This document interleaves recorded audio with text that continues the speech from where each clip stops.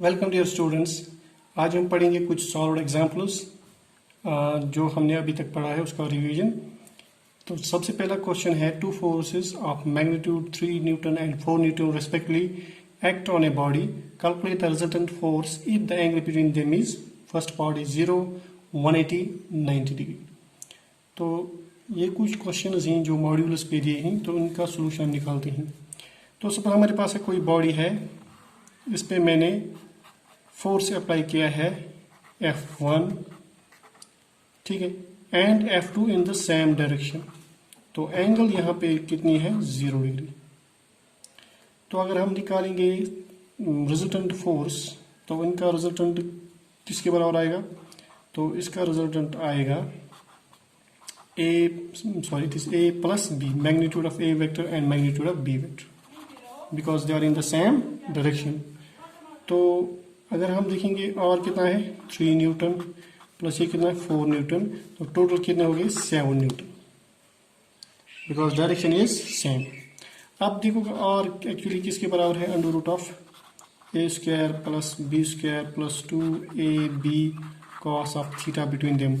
अब यहाँ पे थीटा 0 डिग्री है, कॉस 0 डिग्री इज 1, राइट। तो R किसके बराबर आएगा? A square plus B square plus 2AB, वो आएगा under root of A plus B whole square, this is A plus B। तो A 3 है, B 4 न्यूटन है, तो टोटल कितने न्यूटन्स होंगे? 7 न्यूटन्स। तो दूसरा पार्ट है इफ थीटा इज 180 डिग्री।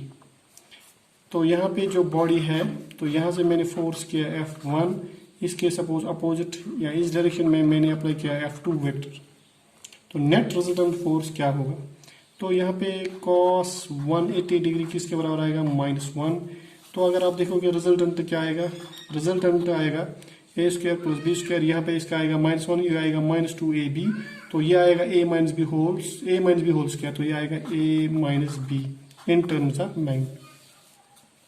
तो रिजल्टेंट क्या आएगा? ये क्या है 3 न्यूटन माइनस क्या है 4 Newton, this is 1 Newton in terms of magnitude. अब डायरेक्शन होगा उसी डायरेक्शन में हो, ये रिजल्टेंट फोर्स होगा जिसका मैग्नीट्यूड ज्यादा है। तो इसका मतलब यहाँ पे डायरेक्शन जो होगा रिजल्टेंट फोर्स का डायरेक्शन होगा अलोंग R2, राइट। यानी जिसका मैग्नीट्यूड ज्यादा होगा वही उसी की डायरेक्शन होगी रिजल्टेंट वेक्टर की। तो यहाँ पे थे पैरेलल वेक्टर्स, ठीक है। तो यहाँ पे था एंटी पैरेलल वेक्टर्स।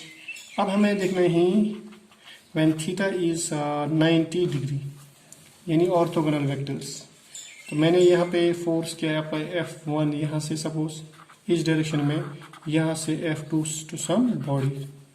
तो रिजल्टेंट फोर्स क्या आएगा?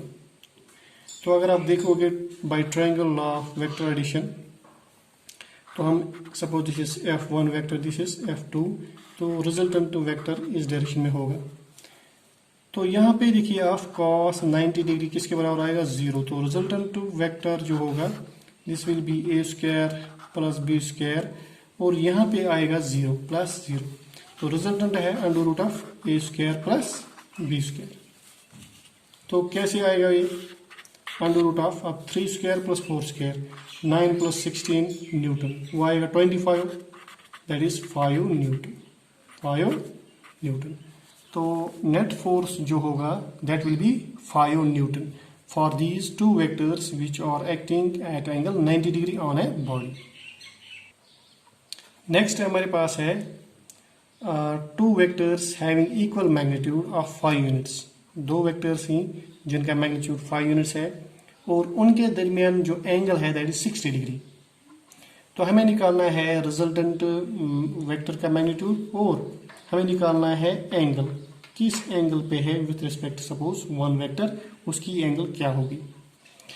तो अगर हमारे पास है सपोज दिस वेक्टर, हमारे पास है वेक्टर A, तो ये हमारे पास है दूसरा वेक्टर A, ठीक है।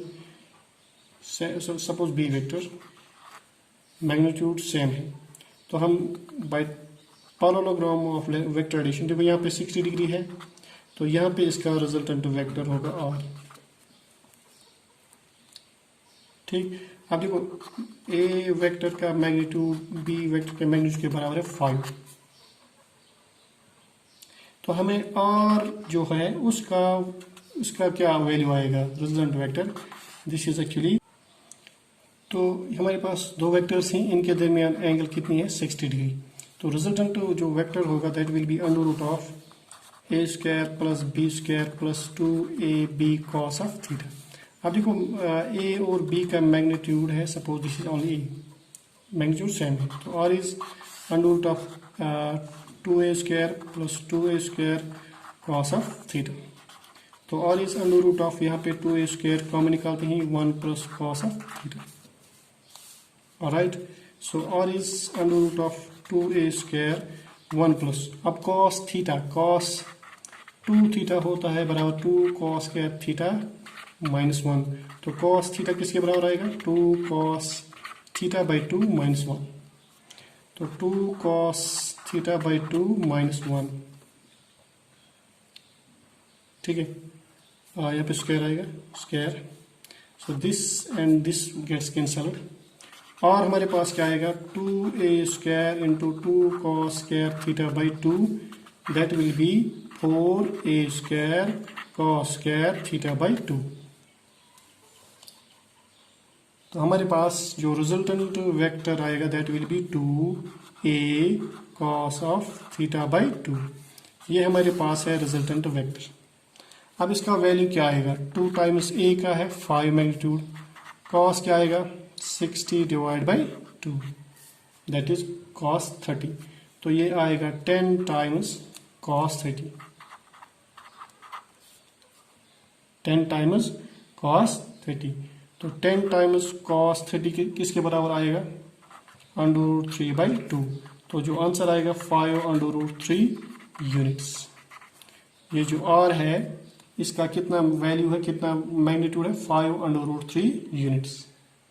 अब देखो हमारे पास जो दो वेक्टर्स हैं इनका मैग्नीट्यूड सेम है, जो रिजल्टेंट वेक्टर होगा that will bisect the angle, that means the angle made by this और resultant vector with either vectors will be 30 degree. Alright, next हमारे पास है, मेरे पास दो वेक्टर्स हैं ए वेक्टर और बी वेक्टर, जो कितनी एंगल्स बनाते हैं एक्स एक्सिस से 20 डिग्री एंड 110 डिग्री। तो हमें निकालना है magnitude of these two vectors, vector A और वेक्टर बी का मैग्नीट्यूड निकालना है, resultant magnitude, if the magnitude of this is 5 metre and 12 metre. Alright, तो ये मेरे पास है एक्स एक्सिस। ऑलराइट, तो पहला जो वेक्टर है A vector, it is making angle 20 degree with X axis. Another vector, suppose b vector, it is making 110 degree. This is vector b, it is making 110 with x-axis. So what is the angle between two vectors? Difference क्या आएगी 110 minus 20, that will be 90 degree. So we have nothing to do with the angle they form with the x-axis. तो यहाँ पे यहाँ पे ए vector ने x axis से 20 degree बनाई है, बी ने 110 बनाई है, तो इनके दरमियान कितनी एंगल होगी दैट विल बी 90 डिग्री। तो हमारे पास दो वेक्टर्स हैं ए और बी जो ऑर्थोगोनल हैं, मुझे इसका रिजल्टेंट वेक्टर निकालना है।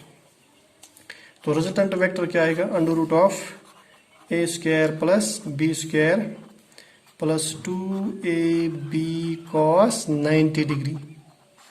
अब cos 90 डिग्री 0 है, तो हमारे पास और किसके बराबर आएगा under root of A square plus B square, तो r is under root of a क्या है 5, it is 5 square plus 12 square, so it will be under root of 25 plus 144 169, that is 13। सो और कितना है 13 मीटर, मैग्नीट्यूड ऑफ और vector वो होगा 13 metre.